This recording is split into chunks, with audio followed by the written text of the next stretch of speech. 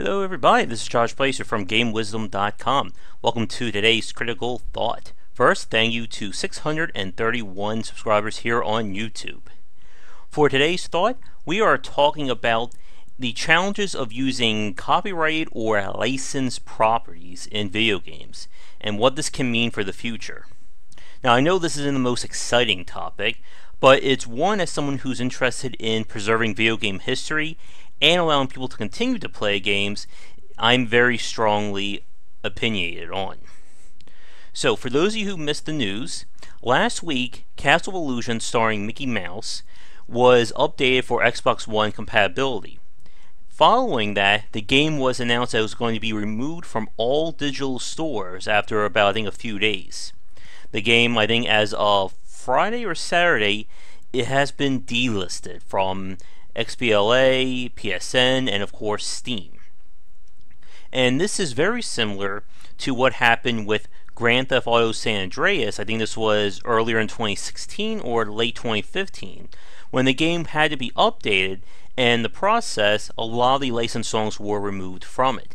Now obviously, Grand Theft Auto is a lot bigger name than Castle of Illusion, but I'm surprised that not more people talk about this issue, especially mainstream sites, because it is a very big deal regarding preserving games.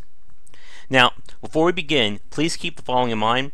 I am not a copyright lawyer. I have no legal expertise, anything like that. A lot of what goes on with licensing and the deals are mainly kept to the two parties, which means that a lot of us don't have first-hand knowledge of what's going on. I did speak to both GOG and Farsight Studios in the past, and if you want to read more about these thoughts, I will have a supplemental piece over there from Game Wisdom. So, licensing IPs is one of those things that we're seeing a lot more of these days as games have become more cinematic and attempts of, stepping things up. Whenever you have someone else's content, be it music, characters, environments, whatever, you need to get the license from the copyright holder. Now, with characters like Mario, if you want to approach Nintendo saying, I want to make a spin-off game featuring Mario, they will either A, laugh in your face, or B, demand a ridiculous high amount of money, because obviously Mario is a major brand. And this is a part of the negotiations. The more popular or recognizable the character or brand are, the more it's going to cost the person's or the company to license it. So if I wanted to make a Metroid game or Star Fox, it would still be expensive, but not as much.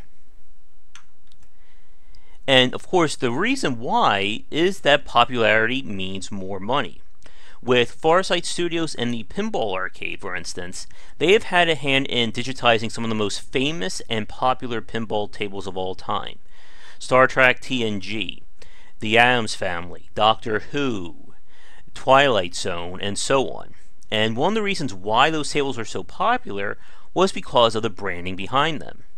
And you can bet that if there's a popular brand, it's going to cost a lot to simply get the rights to work on it. But it's not as simple as just going up to a company and saying, I want to make a copy of the Addams Family table. Basically, every part of that table that has a license to it, you must get the proper permissions and negotiate with whoever owns those properties. So, with the Addams Family, let's see what you have to do. First, you need the property on the table itself. So, the mechanics, the table layout, anything like that. That's usually held by the company who made it. But then you need the license for all the actors and their images that appear in it. So Angelica Houston, Raul Julia, Christopher Lloyd, anyone who appeared on the Addams Family table, you need to get the license from them or the executors of their estate. But wait, if there's any original music or a new music that was in the game, you'll also need a copyright for that. And wait, if there's original voice acting from them for this pinball table, you need that as well. And if there's any pre-recorded voice acting from the movie or the property, you're going to need that license as well. So each one of those has to be negotiated with, and the terms must be set. And when you have multiple companies or multiple license owners, you can see how this gets very challenging.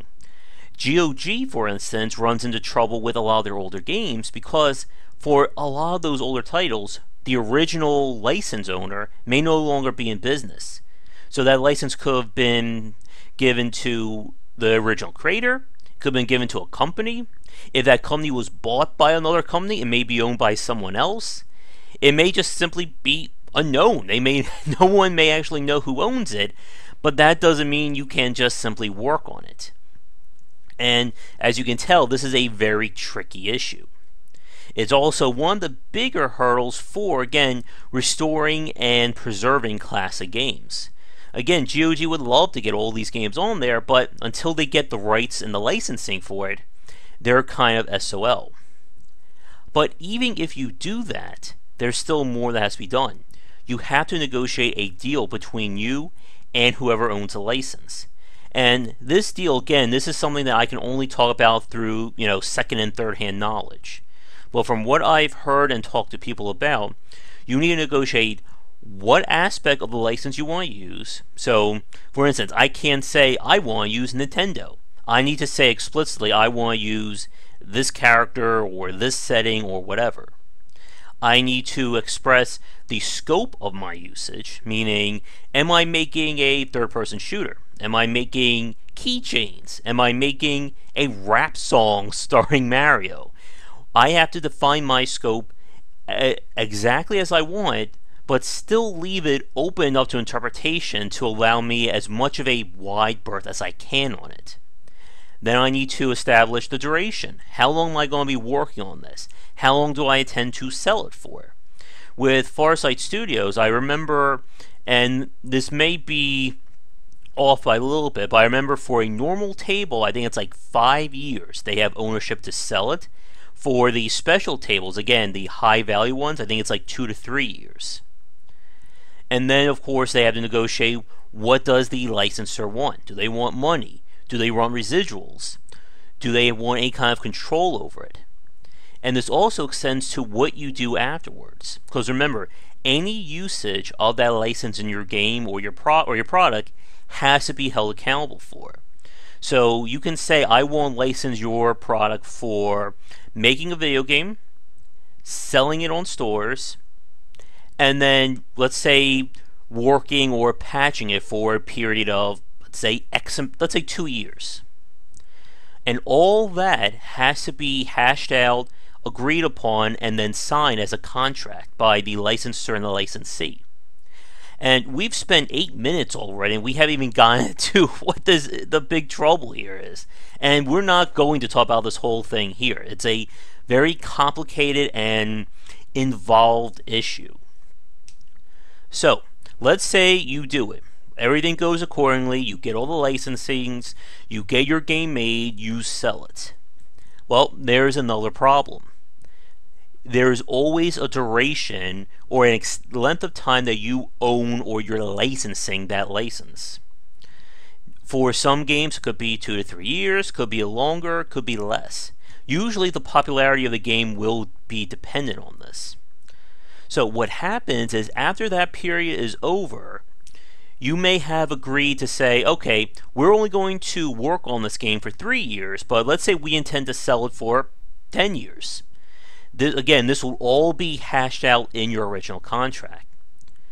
But here's where things get tricky, especially with backwards compatibility and games like Castle of Illusion. If a game needs to be updated, be it for compatibility issues, maybe there's an issue with Windows 10, or an update on Steam needs to be affected or implemented in your game. If your game has any copyright material on it, you are technically in breach of your original contract if you are working on this game past the original time. You may still be allowed to sell the game, but you are not allowed to work on it. And what happens is when this comes up, the license holder is going to be very annoyed and will get in touch with the developer and basically say, you can't do this, you need to renegotiate your terms. You won't work on this game, we need something in return. And this is where things get very nasty for the licensee. Remember, when you first made your game, you first pitched your product, that copyrighted brand may be, someone the public eye, may just be something people remember from a long time ago. But of course, if you just had a best-selling game for the last 4 or 5 years, all those license holders are going to be going, hey, this game is worth big bucks. Why am I just going to give them this license? I want more. And the license holder is basically in control. And this is what happened with Grand Theft Auto San Andreas. All those songs that were removed, those license holders wanted a bigger cut. And Rockstar basically said no. And they cut them from the game. Now, of course, for fans and the consumers who own the game, they are rightfully pissed. Their game has been altered by things outside their control. But with Castle of Illusion, on the other hand, it's kind of different. Because Mickey Mouse and Disney is the whole game itself, if you can get that license back, you can sell that game because you don't own any of that, all the footage, all the characters, anything like that. And so the game has been removed. Now again, they cannot touch a product that has already been bought. They can't touch my own private copy of that game, which is why people like myself who bought it, we're fine. We can own this game, we can play for as long as we want because of the first sale doctrine. We've bought it, it's ours. Same thing with GOG. If they lose the rights to sell a game on their store, yes, they have to take it down, but they cannot touch your own private copy of it. And as you've seen, or as you've been listening for the last 12 minutes, this is a very big deal. Remember, it's any licensed property. That's music, images, characters, a brand itself. Now, as most of you probably know, most of the best games that come out are original copies or original content. And that's great. But this is yet just another wall when it comes to preserving and keeping games available. The fans of Grand Theft Auto San Andreas are deservedly pissed. And guess what? There's a good chance that fans of Grand Theft Auto 4, 5, and any more games from Rockstar will be affected in the future. In my post that there'll be a link to over there, I'm also concerned about the Marvel vs. Capcom games. Remember, Capcom doesn't own Marvel. They are licensing the rights to these characters. So what happens in 5 or 6 years down the line, or maybe even sooner than that? Again, we don't know what their contract is. And as you can probably guess, this can lead to a lot of trouble with preserving games. Now, some titles are pretty much secure. The Batman games, we don't have to worry about that. Remember, they were developed by Rocksteady, who is working with WB Games, which is a subsidiary of Warner Brothers. And guess who owns DC Comics? Warner Brothers. So DC basically can't do a damn thing. As long as they're, working with the WB who owns their content, Rocksteady is basically dealing with WB Games / Warner Brothers and not DC Comics. And that is great, but it's not the norm in these kinds of issues. And for those of you wondering why we don't see more games on like the Virtual Console for the Wii U and the 3DS, this is another one of those issues. Again, anytime you have a property that has value, you need to pursue this and you need to make sure everything is legal, or it will come back to bite you. And going back to Mario, or I'm sorry, actually specifically Metroid, there is of course the recent takedown of the fan-made Metroid 2 update. I think it was like last month.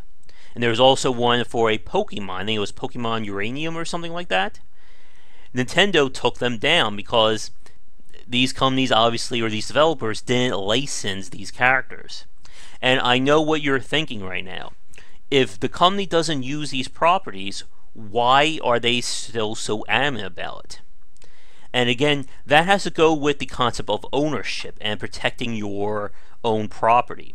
That in of itself is probably another 10 to 15 minute talk, so I can't get into too much detail about it now.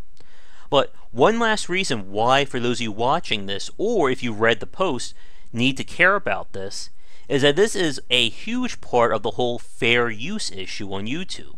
Anyone who's put up content on YouTube knows about the challenges of people trying to stake claims on monetization.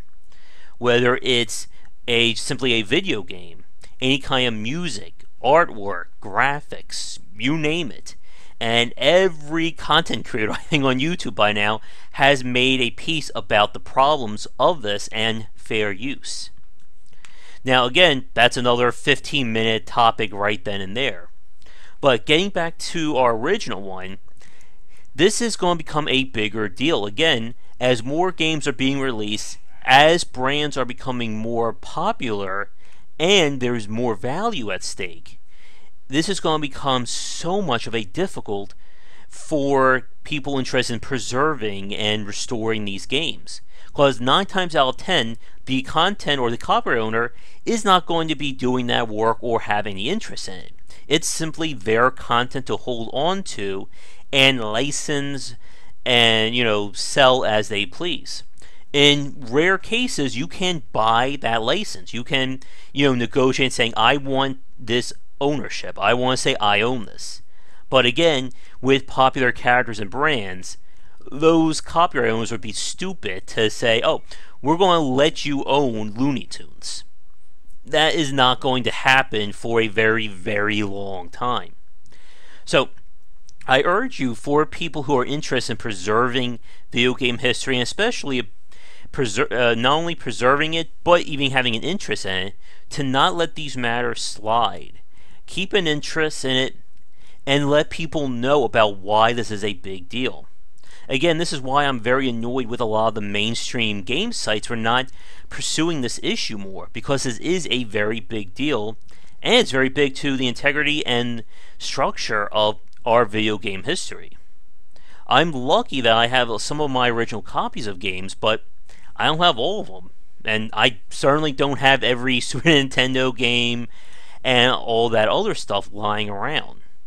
And again, every year that goes by, it's going to become harder and harder to get these games not only to work, but to even find them in the first place. As I said in my post, one solution, I think, or at least a partial solution for the modern issue, would be for some kind of clause for maintaining games. That you are free to work on a game if it's in the pursuit of supporting and maintaining it for stores. So you're not adding any content, you're not changing anything, you're simply essentially performing band-aid fixes or patchwork on your game to make sure it's still sellable. Will this work? I don't know. I would love to talk to people who are knowledgeable on these kind of copyright laws, especially the video games, for the Perceptive Podcast. And if you are watching this, be sure to send me a message.